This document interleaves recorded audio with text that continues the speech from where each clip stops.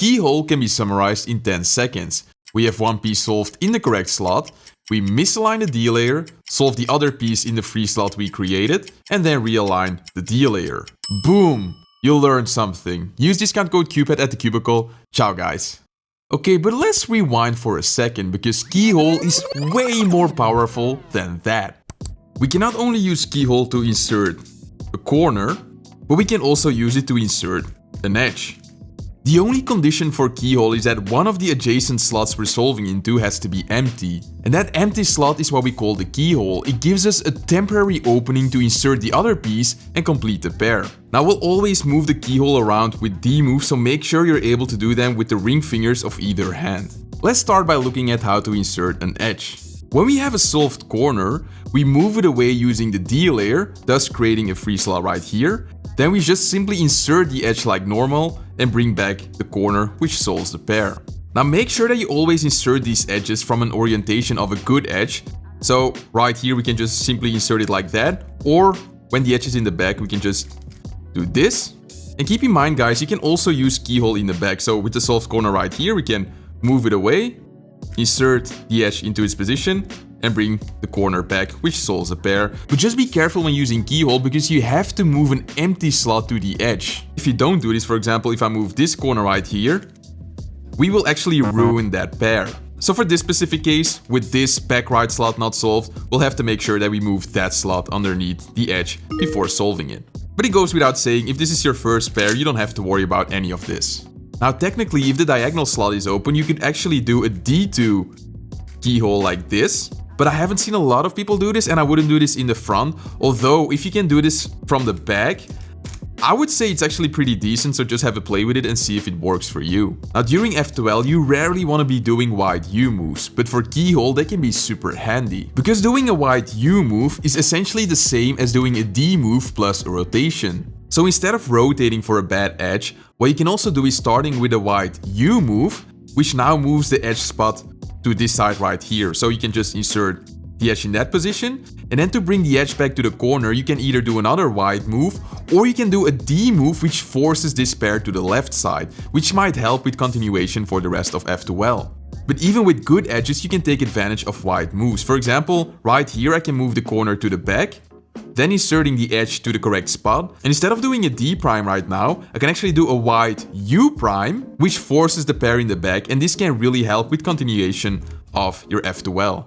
Continuation. So keyhole to insert edges is really good because normal edge insertions are pretty long, but if you can take advantage of an empty slot, it's always worth it to just use keyhole. But let's flip the script now, because if we have a solved edge, we can also insert the corner using keyhole. But now we have to move the spot where the corner wants to go to an empty slot, so either this side or this side right here. So if you move it this side, we just insert the corner into that spot and then bring back the corner to the edge, which solves the pair. Now when white is facing to the sides, it's really straightforward because we just want to treat it as one of the easy inserts. For example, if I move this spot to the back right here, I can just insert this as a 3-move insert. And once again, to force the pair into the back, we can do a wide U prime right here, which puts it right there. When white is facing to the top, however, things get a bit more tricky. What we basically want to do is first pre-flip the corner. And we can do that, for example, with the corner in the back by doing R, U, R prime. And now we can just do a normal keyhole insert, or with the corner in the front we can just do R, U prime, R prime, which also flips the corner, and we can proceed as normal. Now even though this solution is pretty long, it is still shorter than the normal insert, which are 3 inverse sexies. So I do think it is worth learning because once again you can take advantage of wide U moves to force pairs in the back.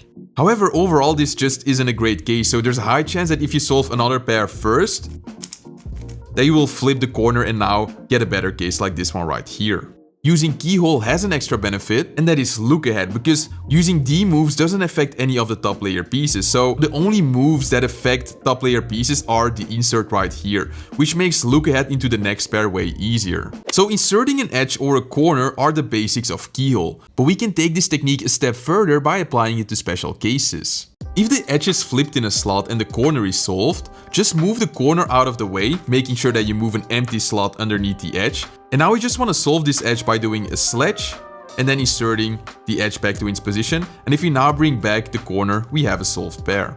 So it's a clean way to turn an awful case into a less awful case.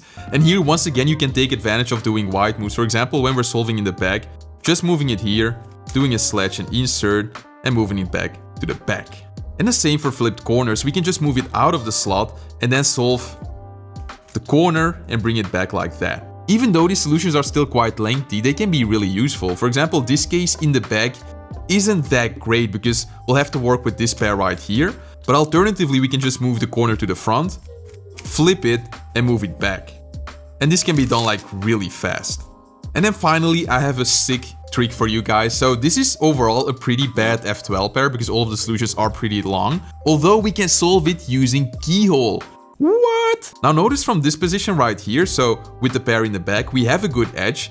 And if I insert the edge in the back, so now the edge is solved, it moves the corner to this position with the corner being flipped. Now here's the interesting thing, because if I start with a D prime, so moving the slot right here, we can insert the edge and cancel into inserting the corner into its position and then bring it back like so. And this is insanely fast. I especially like this as a first pair since you can solve the pair before aligning the cross. You can even force it in the back by doing a wide U move. Now I couldn't make a video about Keyhole without bringing up XCrosses. Now I will definitely have a separate video just for this, but whenever you're building your cross and you notice that you have solved one of the pieces, that can be either a corner or an edge, just look for the other piece, for example, the blue-red corner. Where is the blue-red edge? Right here, and then insert it before aligning the cross, because this is the most common way of doing XCrosses and it is always worth it. So guys, next time you see a solved piece, make sure you use Keyhole because it is fast. And to get an overview of all of the cases where you can use Keyhole for, check the pinned comment for the F2L PDF.